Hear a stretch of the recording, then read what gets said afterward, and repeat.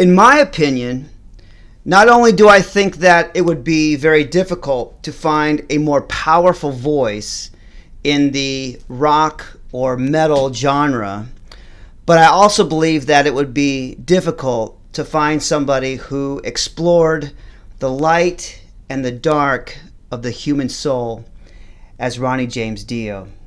Hello everybody, my name is Bishop Frisch, and I want to welcome you to My Life Through Music, where I talk about either the music that was there at the time or expresses my feelings or my thoughts or emotions that I was feeling at that particular time. And the song that does just that is Children of the Sea by Black Sabbath, released in 1980. And at this time, I had started a new school. It was a middle school. I was in 7th grade, and I had met a group of really cool guys, small group of guys, and we were all interested in the same music. We all liked the same music, and some of it would drift off into a little bit of punk or a little bit of thrash, but we all had that core of rock and roll taste that we all loved, and we shared that music, and that was the most important thing, is that we all shared it.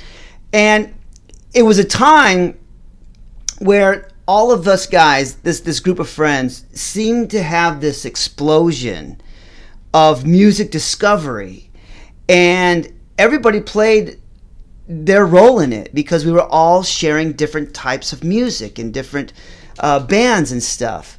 And like I said in the previous video, we were trading cassettes just like baseball cards. It was like, hey, let me borrow that for a couple of days, and then, oh yeah, I'll give you that. And we were just listening to and experiencing and learning about so many more bands and so much music. It was incredible. But there was this guy who really, for me at least, catapulted me into a world of new music discovery. And he had, all the magazines, he had all the VHS videos, he had, concerts on video that we could check out, and even though we couldn't be at the concert, we could get that sense of what it might be like. And he just had hard to get stuff. And the cool thing about it was he shared it with all of us. If we wanted to check something out, it was like, hey man, can I borrow that? And he'd be like, yeah, no problem. And so again, we're talking about 1984. So there's no internet, there's no YouTube. Now you can just type it in, whatever you're looking for, and it'll pop up, and you can see it and you can hear it, whatever it is, pretty much. But back then, you had to fill out something in the back of a magazine, send off for it with a check or a money order, and then let the mail take it, get the order processed, and then you would wait. And sometimes it would take weeks. And then when you got it, it was like this huge deal. It was like the waiting, the anticipation was part of it. It was really cool about it. And but this guy, he was doing all of that. And the cool thing about it, like I said, we all benefited from it because he shared it with us. And the funny thing about it is that I still communicate with this guy often, on social media. And the cool thing about it is that 99% of what we talk about is music. And that is cool. That is very, very cool. And but I got a hold of Black Sabbath, Heaven and Hell, through this exchange of all this music. And just like everything else that I got my hands on in terms of music, I devoured it. And Children of the Sea, the song, just memorized me. Both musically and especially lyrically. So I'm going through it, I borrow it from my friend, and I get back to the house, after school, and I had my boombox, my radio, right next to my bed. What I did was, on one side of my bed, I had a desk, and what I would do is I would turn the chair and face it towards my bed, so it would act as like a little table, and I would just set it on top of the chair. That way, I could listen to it all the time while I'm in my room, and I could listen to it at night, because I would go to sleep listening to music, and if it was too loud, my dad would come in and say, hey, turn it down. I put my headphones in, and boom, there you go. But I'm listening to it, and I put it in, and I want to go through it. I want to go through the cassette, and Neon Nights comes on, side one. And I'm listening to Neon Nights, and I'm like digging it. I'm like, yeah, this is great. This is great. And then Neon Nights fades out. And then a couple seconds later, you get this acoustic guitar. And that really gets my attention, the contrast. And then you get, Tony Iommi's guitar. And then Geezer Butler's bass, and they're kind of dancing back and forth, and then they entwine, and then I hear the young and beautiful voice of Ronnie James Dio in the intro, and I was enthralled. I was literally enthralled, and from that point, I started to consume as much of his work as possible at that age. And there are so many songs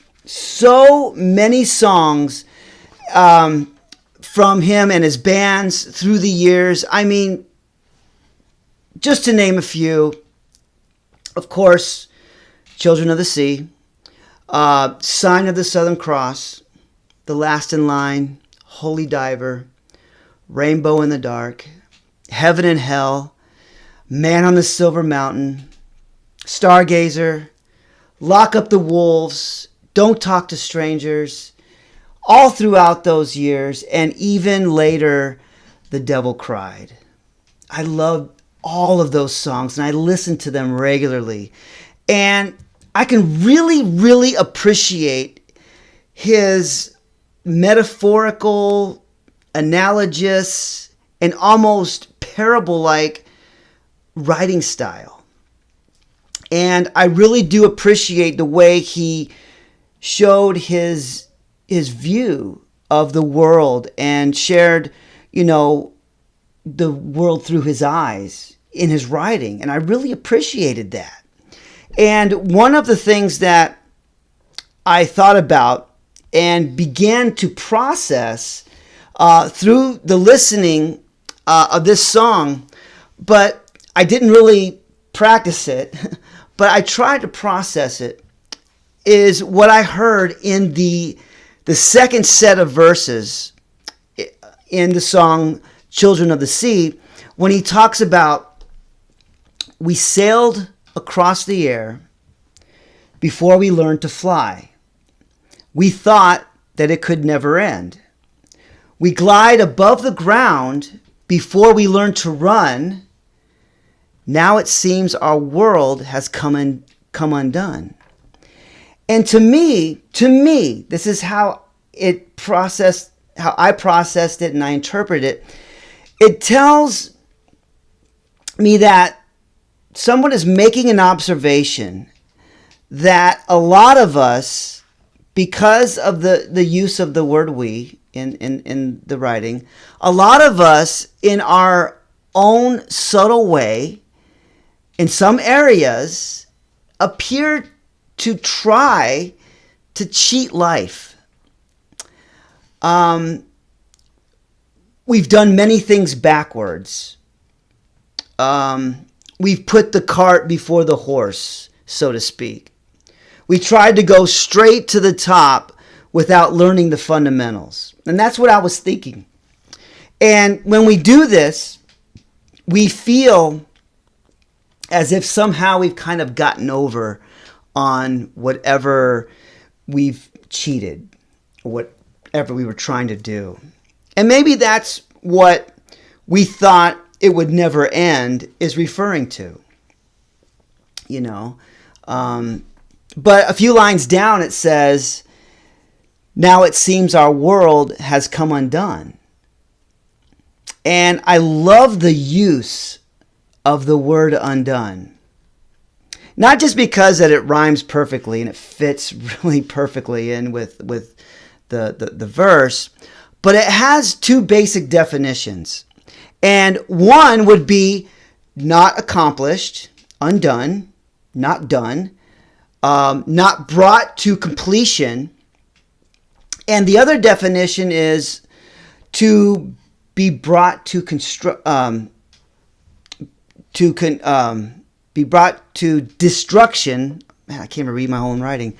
Be brought to deconstruction or ruin, which both are effective and quite applicable in the context of the writing. Is that what's being said? I don't know. You can reach a certain height by cheating life for a while, or skipping the fundamentals, but you will not bring it to completion, as the writing suggests, or worse, ultimately be brought to destruction. I don't know, but those made sense to me at the time, and it spoke to me at the time. And those were some of the very first ideas that I had as I was going through the songs and the writing. And I started to think about them and see how they apply to me and my life and how I fit in. Like many others, artists and writers, I truly believe that there are many deeper meanings in their lyrics and in their writings than just what's on the page. I really believe that. And that there are things to be learned and things to be understood, deeper things to be learned and understood that are below the surface of the literal, strict meaning of the words. And perhaps, others may feel differently. I don't know. But we're all free to interpret them as they take shape and add meaning to our individual lives. And I think that's what artists would want us to do with their writing. Look at it in all different angles and all different lights and see what it means to us as they tell us what it means to them. Without a doubt, Ronnie James Dio has and still continues to make a huge contribution to my life in terms of music, as well as personally, as I have listened to his music and gone through the lyrics. To me, it appears that he was not afraid to explore both extremes. I think he was an analyzer of both light and dark, of both good and evil, of both the world and the soul, and lastly, of heaven and hell. The lover of life's not the sinner.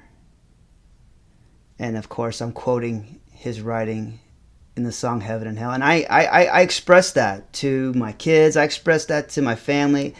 Anybody who listens. The lover of life's not the sinner. I love life. I feel life. I feel it flowing through me. I taste life. And I experience life. All sides of it. All sides of it. And that's what I encourage my family to do, as well as anybody who might be watching this. And this is why this song is where it's at in my Life Through Music playlist. I'll put the link below so you can go to it. If you haven't heard the song or it's been a long time, you can go right to it and you can listen to it for yourself, see what I am trying to express or what I might be talking about. What do you think about it, you know? And I'll leave with one final quote from the great writer, performer, and showman. I mean, I've seen him several times, and he was just all those things. There's no sun in the shadow of the wizard. And I look forward to seeing you in the next video. Thanks very much.